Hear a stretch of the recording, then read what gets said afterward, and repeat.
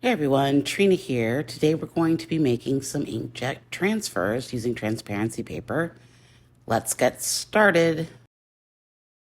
You're going to need transparency paper, hand sanitizer, a Barren or something to rub the back, and a foam brush to apply it.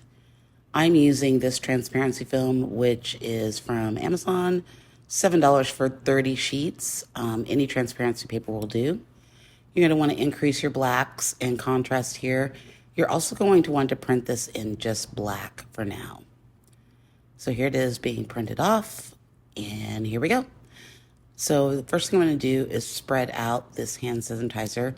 You want to be generous and do both sides, but you want to saturate the paper, but you don't want any standing hand sanitizer on it. You just want to saturate it as best you can. Then we're going to lay our transparency down and get out our Barren to make sure that we get good contact.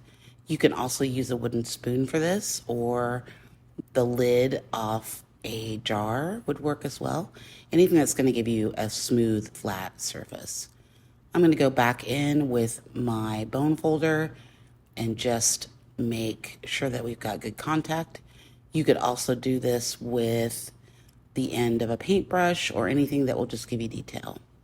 So here we are, peeling off our transparency, and you can see that we've got a pretty nice transfer going here. Zoom in a little bit, and you can see that it transferred pretty well. There's some spots, but it doesn't need to be perfect for me. So here I'm going to go finish this off, the next steps, with the Derwent Inktense pencil, making some marks. And then I'm going to approach this like I would any of my other pieces. The good thing is that once the ink is set, it doesn't come up. It's not rewettable, so you don't have to worry about that. Unless you're using alcohol ink or something like that, that might pull up some of the layers. So now I'm going to go in with some Payne's Gray acrylic ink, and we're just going to make some marks here, go through this a little bit to add some variety to it. I'm going to get out my color shaper, and we're going to pull those down and make the marks a little bit more substantial, adding some layers in this way. You can really do anything here. I've thought about doing some pieces in Procreate and how I can use this technique rather than just using a photo.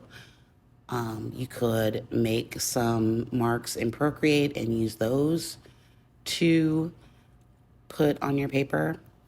It's all about experimentation. Here I'm going in with some watercolor, and I'm just going to add some of that to the bottom. You can see that the ink dried a little bit more in a blue tone. It's not truly black, and that might be because of the hand sanitizer. I'm not sure, but I do still like it. I think it's a really nice technique. Like I said, you could add in marks and print them off from Procreate or whatever software you have. You could draw and take a picture of it and put that down as well. Here I am going in with some gesso. We're going to make some marks here with white. It snowed here today, so I was kind of feeling like a winter scene.